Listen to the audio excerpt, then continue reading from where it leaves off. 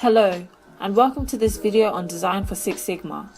Design for Six Sigma, also known as DFSS, is an improvement system used to develop new processes or products at Six Sigma quality levels. Processes that operate with Six Sigma quality over the short term are assumed to produce long-term defect levels below 3.4 defects per million opportunities. DMADV stands for Define, Measure, Analyze, Design, Verify. DMADV is a Six Sigma framework that focuses primarily on the development of a new service, product, or process as opposed to improving a previously existing one. The steps in DMADV can be summarized as follows. Step 1. Define. State the problem, specify the customer set, identify the goals, and outline the target process. Step 2. Measure. Decide what parameters need to be quantified, work out the best way to measure them, collect the necessary data, and carry out measurements by experiment. Step 3. Analyze. Identify performance goals and determine how process inputs are likely to affect process outputs. Step 4. Design. Work out details, optimize the methods, run simulations if necessary, and plan for design verification. And finally, Step 5. Verify. Check the design to be sure it will set up according to plan. Conduct trials of the processes to make sure that they work, and begin production or sales. The service sector we will be basing this video on is premium food retailers. We will now go into further detail for each of these stages and apply them to our service sector.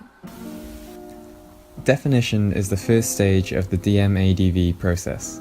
The application of this stage in the service industry is relatively easy and the adaptations are clear.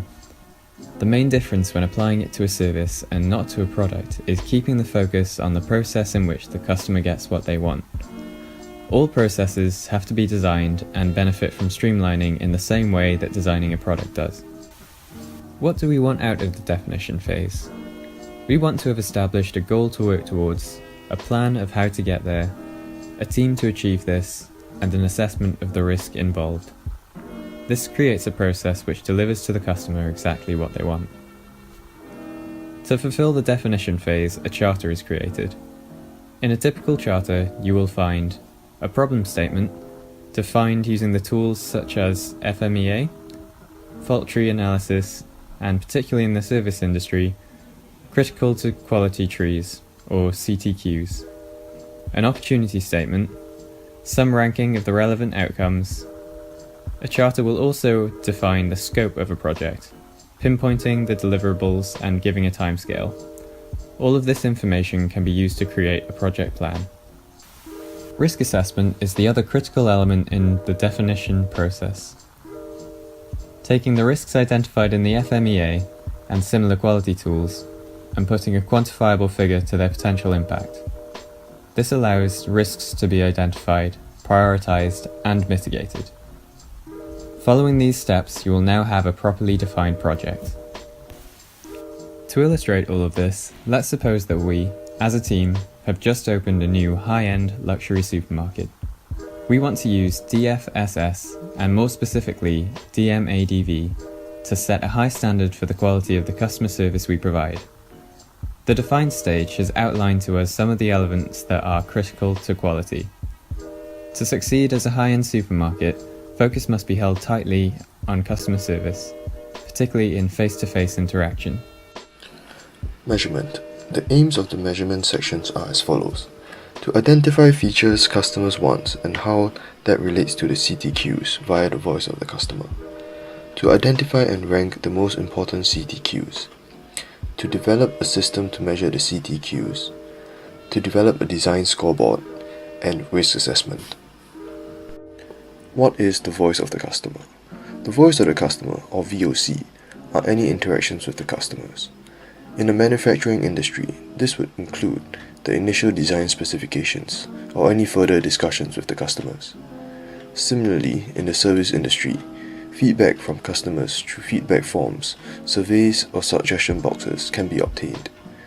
More recently, feedback is also received through reviews left on social media. Data can also be collected from customers' spending patterns, showing what goods are in high demand. In our case, we have chosen to focus on the CTQs of customer service and satisfaction. To measure the customer satisfaction level, we have chosen to perform surveys in order to better understand our customers and their needs. These surveys would include questions that rate our performance on a 1 to 10 scale, and also include a free response section for any other suggestions the customers might have that we have not included. By choosing a rating system, we are able to set numerical targets and limits in our design scorecard. For risk assessment, we need to consider how the activities proposed will affect our other existing processes. By using the measurements obtained, over time we can see how changing or adding activities will influence other services provided. However, there are limitations to conducting surveys. As Six Sigma relies on quantitative values, the free response sections in our surveys will be difficult to quantify. As for the rating section, the reliability of the data can also be questioned, as it is very subjective.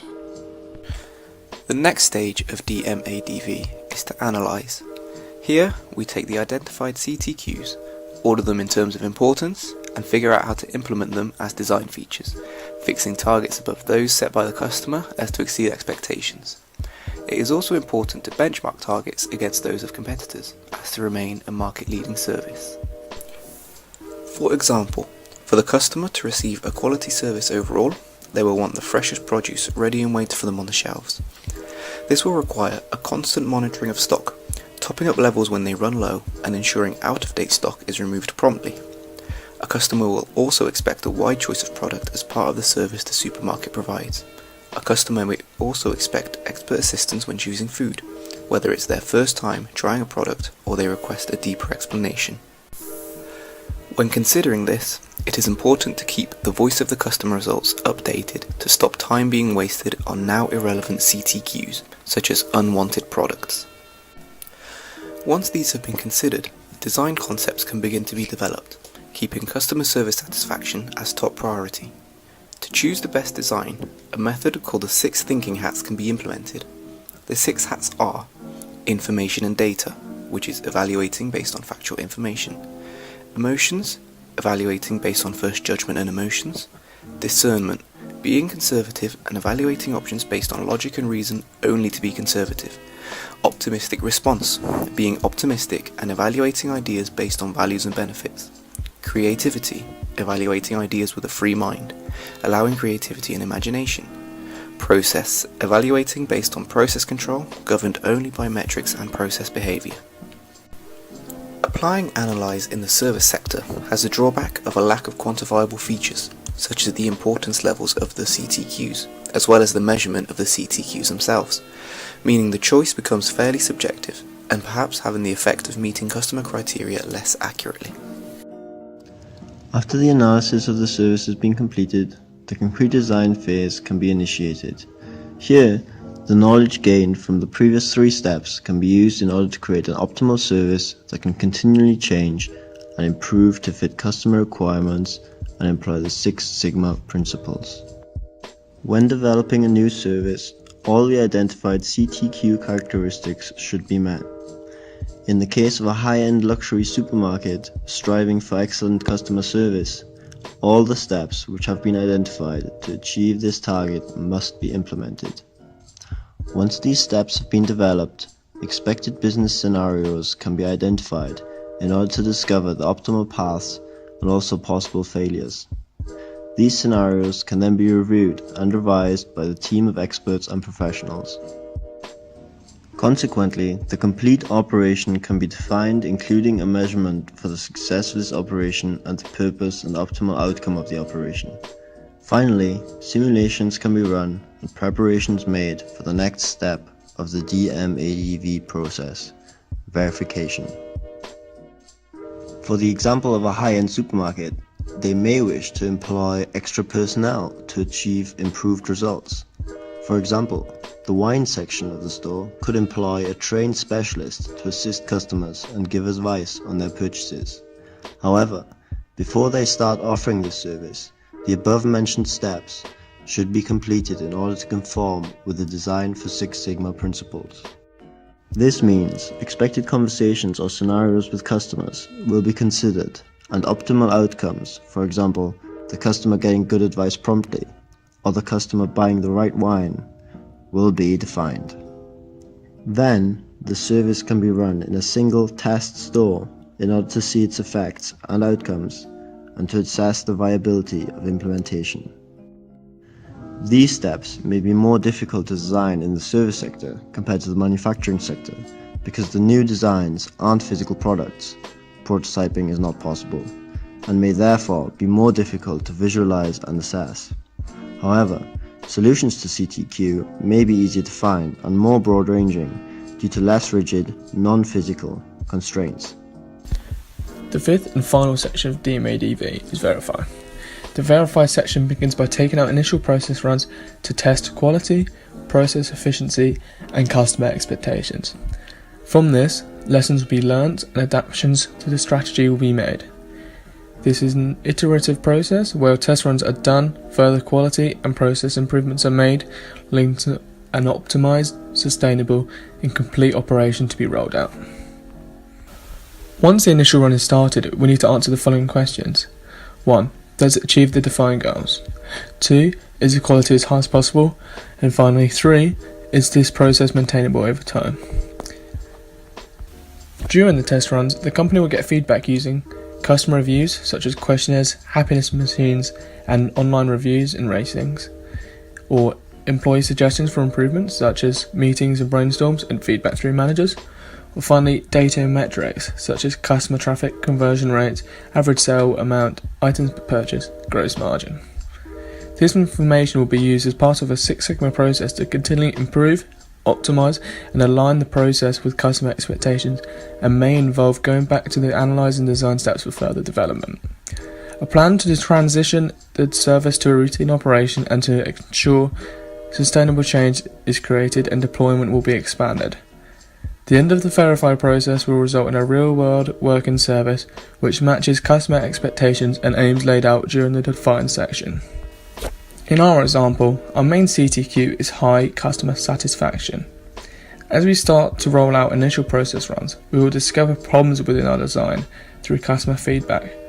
A possible example of this is receiving customer feedback in which they felt advice from wine specialists was poor and lacking expertise. Since this would fall short of our initial objectives laid out in a Define stage, the analyst and design phases would be revisited to improve customer satisfaction. The outcome of this process would be to implement and improve training processes to increase expertise. As suggested before, the main limitations to apply DMADV to the service sector are the difficulties in quantifying process results during the measure process. To adapt to this, different measuring techniques such as customer questionnaires are implemented more frequently. It is worth bearing in mind that DFSS isn't suited to every company. It is a top-down process that requires manager involvement from the very beginning. The cost of implementing DFSS is often more evident than the benefit in the short term. A company has to be stable enough to survive the investment period to reap any of the rewards. There are also some factors of the service industry which are less visible, unmeasurable, or almost intangible, and therefore out of the control of DFSS changes. In the case of our high-end supermarket, the alterations may be difficult as they make the largest difference to mature markets where the customers have a greater understanding of the services being provided. DMADV is only to be used for manufacturing processes as opposed to existing ones. The main objective of the definition stage is to establish a goal to work towards and a plan of how to meet that goal. Once this has been achieved, it then leads on to the measure stage. The measurement stage entails identifying features customers want and how that then relates to the CTQs via the voice of the customer. Following on from this, we then develop a system to measure the CTQs. The next stage after measure is analyze. Here, we take the identified CTQs and order them in terms of importance. We then try to implement them as design features, setting targets above those expected by the customers so as to exceed expectations. Next comes design. Here, all of the knowledge we have acquired from the previous 3 stages is used to create an optimal service that can continually change and improve to fit customer needs and employ the design for Six Sigma principles. The final stage in the DMADV process is verify. The verify section begins by taking out an initial test run. Here we are testing for quality, process efficiency, and customer expectations. Having done these initial tests, lessons will be learned which give way for adaptations to the strategy to be made. This process is an iterative process, where tests are done, further quality and process improvements are made, which all lead to an optimized, sustainable and complete operation to be rolled out. As stated in all 5 of our sections, there are limitations to using DMADV within the service sector. The largest of these being the difficulty in quantifying results from customer services supplied by employees within the stores. The key benefits of applying Design for Six Sigma to the service sector are the following. Systematic methodology for designing services according to customer requirements and expectations. Optimizing design processes to achieve Six Sigma performance. Getting it right first time, and designs for quality are done while costs are at their lowest, i.e. during the research and design stage. Thank you for listening.